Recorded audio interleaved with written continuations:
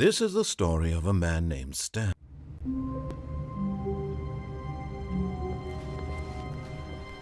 All of his co-workers were gone.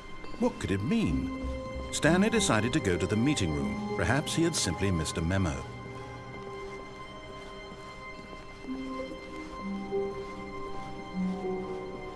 When Stanley came to a set of 2 open doors, he entered the door on his left.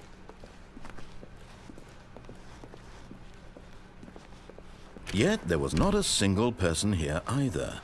Feeling a wave of disbelief, Stanley decided to go up to his boss's office, hoping he might find an answer. Coming to a staircase, Stanley walked upstairs to his boss's office.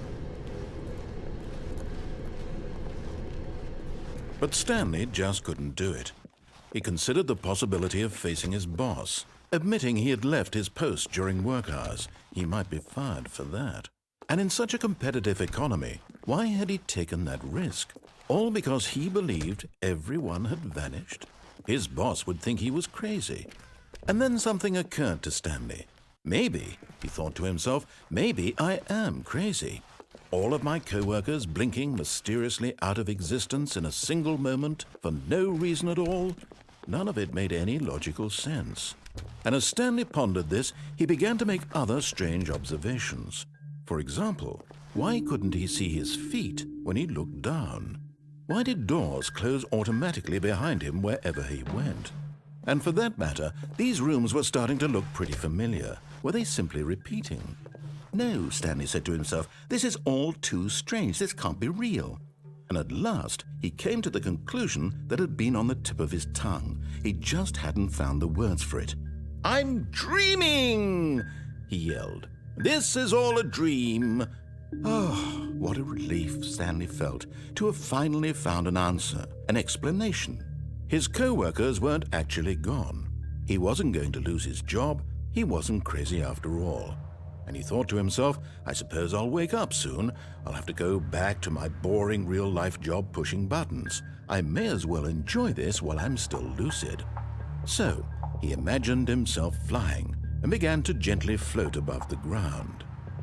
Then he imagined himself soaring through space on a magical starfield, and it too appeared. It was so much fun, and Stanley marveled that he had still not woken up.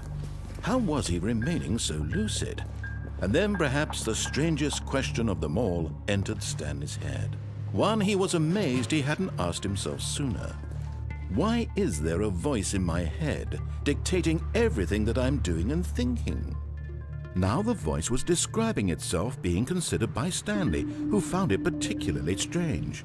I'm dreaming about a voice describing me, thinking about how it's describing my thoughts, he thought.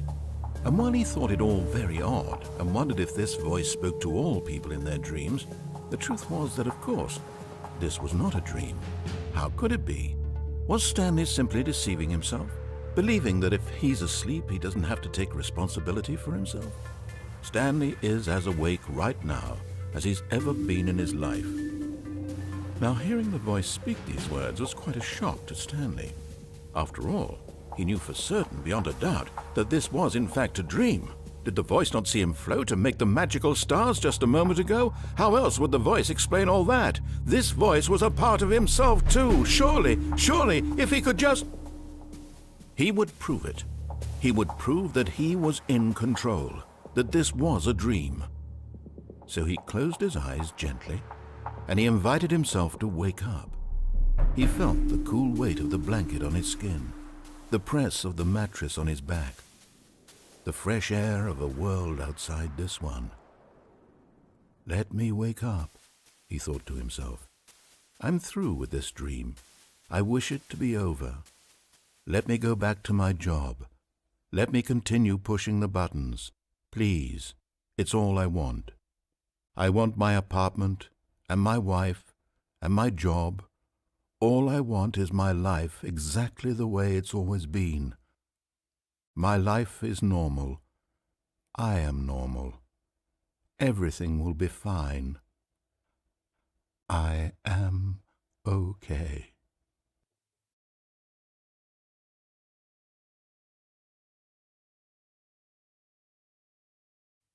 Stanley began screaming.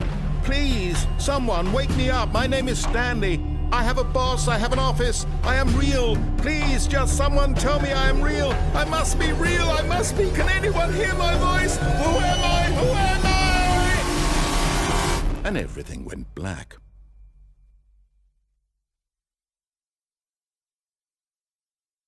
This is the story of a woman named Mariella.